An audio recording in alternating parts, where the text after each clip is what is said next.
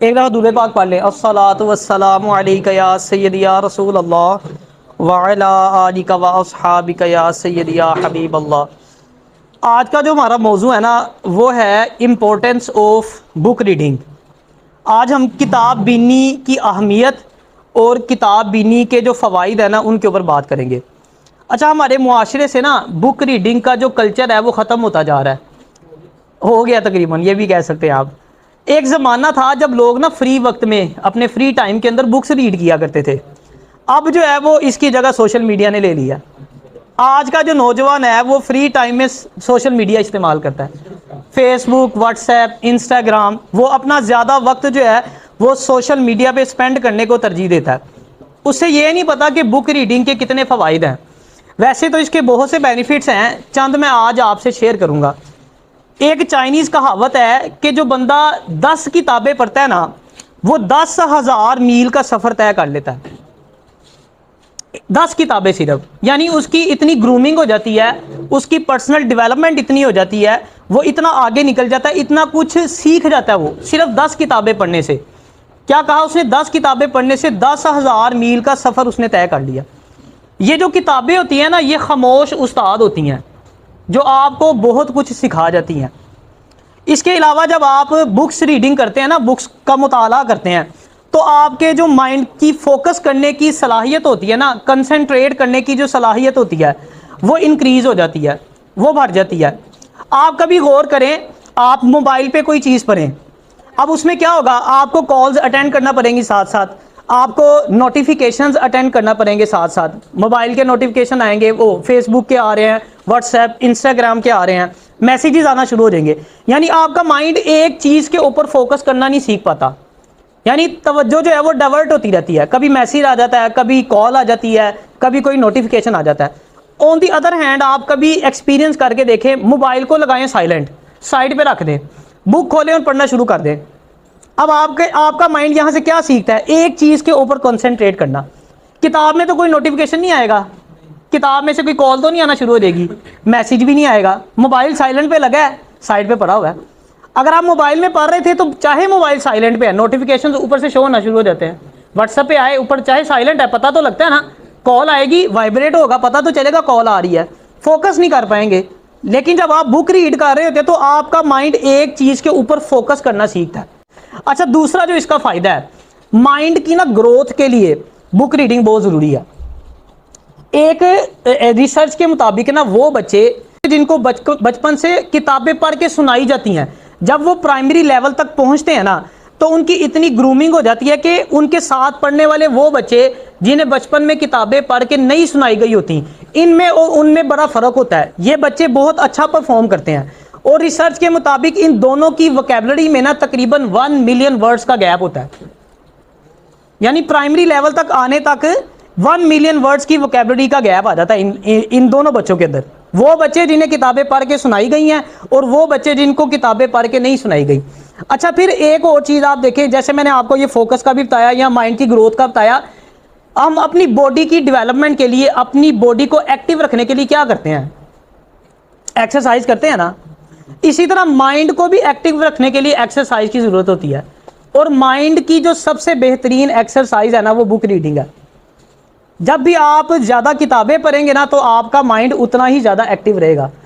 On the other hand آپ دیکھ لیں جو بچے پڑھنا چھوڑ دیتے ہیں ان کا کیا حال ہوتا ہے؟ فوکس ہی نہیں رہتا، ساری چیزیں بھولنا شروع ہو جاتی ہیں۔ اس کو ہم میموری کے پوائنٹ کے ساتھ بھی جوڑ سکتے ہیں۔ جب آپ بکس ریڈ کرتے ہیں نا تو آپ کی میموری بھی سٹرونگ ہوتی ہے، یاد کرنے کی صلاحیت بڑھ جاتی ہے، کیونکہ جب آپ کتابیں پڑھتے ہیں نا تو آپ کو بہت سی چیزیں یاد بھی تو رکھنا پڑتی ہیں۔ یہ تو نہیں ہوتا کہ بس پڑھی جا رہے ہیں اور رکھ دی کتاب، اگلی نکال لی۔ اس میں کچھ اہم پوائنٹس ہوتے ہیں جس کو آپ ہائی لائٹ کرتے ہیں، انڈر لائن کرتے ہیں، یا کہیں ڈائری میں اس کو نوٹ کر لیتے ہیں۔ وہ چیز آپ کو بار بار میمورائز کرنا پڑتی ہیں، آپ کو یاد رکھنا پڑتی ہیں۔ وہ پھر جو بار بار آپ یاد رکھنے کی پریکٹس کرتے ہیں نا اس کی وجہ سے آپ کی میموری سٹرونگ ہوتی ہے، یاد کرنے کی صلاحیت جو ہے وہ بہتر ہو جاتی ہے۔ حافظ قرآن جو ہوتے ہیں ان کی میموری اتنی شارپ کیوں ہوتی ہے؟ مائنڈ اتنا سٹرونگ کیوں ہوتا ہے؟ کیونکہ ان کی پریکٹس ہوتی ہے۔ مجھے آج بھی یاد ہے اسٹوڈنٹ لائف میں جو یاد کرنے والی چیزیں ہوتی نا، میں ورڈ ٹو ورڈ پورا کویسچن یاد کر لیتا تھا، ورڈ ٹو ورڈ۔ اگر میں لکھوں نا آپ اس کو بک سے ٹیلی کریں تو ایز اٹ از ایک لفظ کا فرق نہیں ہوگا، یعنی اتنی پریکٹس ہو چکی ہوتی تھی۔ جب پورا قرآن پاک یاد کر لیا پھر ایک سوال یا ایک بک کیا اس کی حیثیت رہ جاتی ہے. یعنی پریکٹس اتنی زیادہ ہو جاتی ہے. اس لیے بتا رہا ہوں کہ وجہ ہوتی ہے اس کی کہ حافظ قرآن کی پریکٹس اتنی زیادہ ہو گئی ہوتی ہے, یاد کرنے کی, بار بار میمورائز جب آپ یاد کرتے ہیں آپ کا مائنڈ ایکٹیو رہتا ہے, پھر وہ اسٹرانگ ہو جاتا ہے, اس کی صلاحیت بڑھ جاتی ہے, پھر آپ کل کو کوئی بھی چیز یاد کریں وہ بڑی اچھی یاد ہوگی. اب وہ بچے آپ دیکھیں آن دی ادر ہینڈ کے جو کسی مجبوری کی وجہ سے پڑھائی چھوڑ دیتے ہیں, یا پیسے نہیں تھے یا کوئی اور گھر میں کوئی ایسی مجبوری بن گئی پڑھائی چھوڑنا پڑ گئی ان کو, 2-3 سال انہوں نے اسٹڈی چھوڑے رکھا, اس کے بعد جب کنٹینیو کرتے ہیں نا اب وہ سارا بیڑا گرک ہو گیا ہوتا ہے, وہ دماغ کو نا زنگ لگ گیا ہوتا ہے. اچھا اس کے علاوہ ایک اور اس کا بہت بڑا فائدہ ہے کہ آپ کا مائنڈ بڑا ریلیکس رہتا ہے کتابیں پڑھنے سے. یہ بھی ایک ریسرچ سے ثابت ہوا ہے. دیکھیں عام روٹین میں آپ غور کریں, اگر آپ میں فری بیٹھا ہوں ایسے تو میں فری بیٹھا ہوا کیا کروں گا, سوچوں گا کچھ نہ کچھ. اور آج کل تمہارا یہ حال ہے, ہم سوچوں میں جب گم ہوتے ہیں نا تو اتنا زیادہ سوچنا شروع کر دیتے ہیں, اوور تھنکنگ کرنا شروع کر دیتے ہیں. پھر اوور تھنکنگ کا کیا نتیجہ نکلتا ہے, سٹریس. فری بیٹھے ہوئے ہیں تو فری جو دماغ ہے وہ تو شیطان کا ہے, کبھی کوئی خیال آئے گا, کبھی کسی وجہ سے پریشان ہوں گے. لیکن جب آپ بک ریڈ کر رہے ہوتے ہیں نا, آپ فری ہیں, بک نکالیں, آپ پڑھنا شروع کر دیں. آپ دیکھیں جتنی دیر آپ بک ریڈ کرتے رہیں گے نا مائنڈ میں کوئی خیال نہیں آئے گا, اس طرف دھیان جائے گا ہی نہیں, کیونکہ فوکس کر کے پڑھنا پڑے گی. جب آپ دیکھیں گے نہیں, ورڈز کو پڑھیں گے نہیں تو پھر تو نہیں پڑھ پائیں گے. جب کتاب پڑھیں گے تو فوکس بنا رہے گا اور نتیجہ کیا نکلے گا, آپ کا مائنڈ ریلیکس ہو جائے گا. ایک ریسرچ کے مطابق جب آپ کنٹینیوسلی صرف 6 منٹ بک ریڈ کرتے ہیں نا تو آپ کا مائنڈ ریلیکس ہو جاتا ہے. صرف 6 منٹ آپ کا مائنڈ ریلیکس ہو جائے گا. پھر ایک 2009 کی ریسرچ کے مطابق یہ سٹریس کو کم کرنے کی ایک بہت اچھی جو ٹیکنیک ہے نا وہ بک ریڈنگ ہے. جب بھی آپ سٹریس میں ہونا تو آپ بک ریڈ کریں, آپ کا سٹریس کم ہونا شروع ہو جائے گا. پھر اس کی ایک اور بہت اچھا اس کا ایک اور بینیفٹ جو مجھے بڑا پسند آیا کہ جتنی زیادہ آپ بک سے ریڈ کرتے ہیں نا اتنی زیادہ آپ کی ووکیبلری میں اضافہ ہوتا ہے, آپ کی انفارمیشن میں اضافہ ہوتا ہے. دیکھیں آپ کے پاس جتنی زیادہ انفارمیشن ہوگی نا, جتنی اچھی آپ کی ووکیبلری ہوگی, آپ اتنی اچھی گفتگو کسی کے ساتھ کر سکتے ہیں. مثال لیں, آپ کی آواز بڑی پیاری ہے, آپ کا سمجھانے کا انداز بہت اچھا ہے, آپ پریزنٹ بہت اچھا کر لیتے ہیں, لیکن آپ کے پاس ووکیبلری نہیں ہے, آپ کے پاس انفارمیشن نہیں ہے, تو پھر کیا کریں گے؟ اگر میں روز یہاں پہ آپ کو ایک ہی لیکچر دہراتا رہوں, وہی اگلے ہفتے پھر وہی لیکچر, میں ریڈنگ نہ کروں, میرے پاس انفارمیشن نہیں آئے گی. اب ایسا تو بہت کم ہوتا ہے کہ ہم ایک ہی لیکچر بار بار ریپیٹ کریں. میرا نہیں خیال کہ کوئی جب سے میں نے لیکچر سٹارٹ کیا کوئی لیکچر ریپیٹ ہوا ہو. ڈفرینٹ ٹاپک ہوتا ہے کوئی نہ کوئی, ہر بار ڈفرینٹ ٹاپک ہوتا ہے. اب وہ ڈفرینٹ ٹاپک کہاں سے آتا ہے؟ پڑھتا ہوں تو آتا ہے نا. اگر نہیں پڑھوں گا تو وہی 4 باتیں میرے پاس ہوں گی, میں وہی گھماتا رہوں گا بار بار. پڑھنے سے انفارمیشن آئے گی, اور جتنی زیادہ انفارمیشن ہوگی میں نے بتایا اتنی زیادہ ووکیبلری بھی انکریز ہوگی, اور اتنا بات کرنے کا انداز آپ کا بہتر ہو جائے گا, سمجھانے کا انداز بہتر ہو جائے گا. اس کے لیے انفارمیشن چاہیے آپ کو. انفارمیشن نہیں ہوگی تو آپ اچھا جو ہے وہ ڈلیور بھی نہیں جو ہے وہ آگے کر سکتے. پھر جو کتابیں ہوتی ہیں نا یہ علم کا خزانہ ہوتی ہیں. دیکھیں جب آپ کتابیں پڑھتے ہیں نا تو آپ کو قوموں کے عروج و زوال کا پتہ چلتا ہے. آپ کو پتہ چلتا ہے کہ فلاں قوم نے یہ کام کیے تھے جس کی وجہ سے وہ زوال پذیر ہوئی تھی. اب فائدہ کیا ہوگا؟ آپ ان کاموں سے بچ سکتے ہیں. اب آپ دیکھیں کہ آپ کسی قوم کے بارے میں پڑھتے ہیں کہ اس قوم نے یہ کام کیے جس کی وجہ سے انہوں نے ترقی کی, اب آپ وہ کام ایڈاپٹ کر سکتے ہیں. مثال کے طور پہ جیسے ابھی وہ ارطغرل والی سیریل چل رہی ہے, اگر آپ وہ ڈرامہ نہیں دیکھتے بکس ریڈ کرتے ہیں تو آپ کو اس سے پتہ چلتا ہے کہ یار کس طرح اسلام جو ہے وہ آگے آیا, مطلب کس طرح مسلمانوں نے عزت پائی. سلطنت عثمانیہ جو تھی وہ کتنی بڑی تھی, کتنے سالوں انہوں نے حکومت کی. اب وہ سارا انہوں نے دکھایا کہ ایک قبیلے سے, وہ ایک چھوٹا سا قبیلہ تھا کائی قبیلہ, کہاں سے وہ شروع ہوئے, کتنی محنت کی, اور کہاں جا کے سلطنت عثمانیہ کھڑی کر دی. کتنے بڑے امپائر سے انہوں نے جو ہے وہ ٹکر لی. یا پڑھیں گے تو آپ کو پتہ لگے گا نا, پڑھیں گے یا اس کی سیریل دیکھیں گے تو آپ کو انفارمیشن ملے گی. تو آپ بھی اسی کے اوپر چل کے جو ہے وہ کامیابی حاصل کر سکتے ہیں. یا وہ کام جو زوال پذیر ہوئی قومیں, ان کاموں سے بچ سکتے ہیں کہ اگر ہم یہ کام کریں گے تو ہم زوال پذیر ہوں گے. یہ سارا کچھ آپ کو پڑھنے سے ہی انفارمیشن ملے گی, پڑھنے سے آپ کو جو ہے وہ نالج حاصل ہوگا. اچھا اب ہم نے یہ تو دیکھ لیا کہ کتاب پڑھنے کی بہت اہمیت ہے, تو پھر ہمیں یہ بھی تو پتہ ہونا چاہیے نا کہ ہم نے کون سی کتابیں پڑھنی ہیں. یہ بھی ایک اہم سوال ہے. دیکھیں علم اتنا زیادہ ہے کہ ہم اس کا احاطہ کر ہی نہیں سکتے.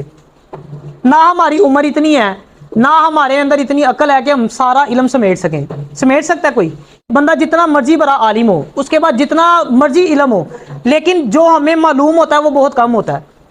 نامعلوم اور لامعلوم بہت زیادہ ہے. دیکھنا ایک بندہ ہے وہ میتھ میں ایکسپرٹ ہے, ایک ہے وہ انگلش میں ایکسپرٹ ہے, اس کو میتھ نہیں آتا.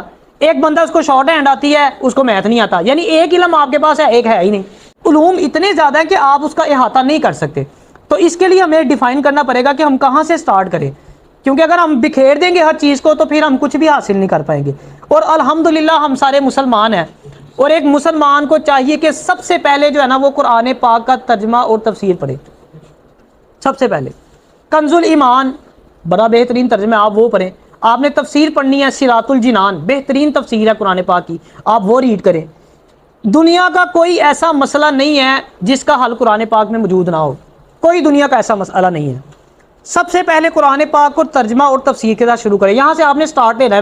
یہ میں آپ کو سٹیپ بائی سٹیپ بتا رہا ہوں کہ آپ نے کہاں سے سٹارٹ کرنا ہے۔ اگر آپ نے کل جا کے یہ فیصلہ کیا ہے، اچھی بات ہے، آپ سیکھیں، آپ اس سے لیکچر سے فائدہ حاصل کریں، کل سے ہی جا کے شروع کریں۔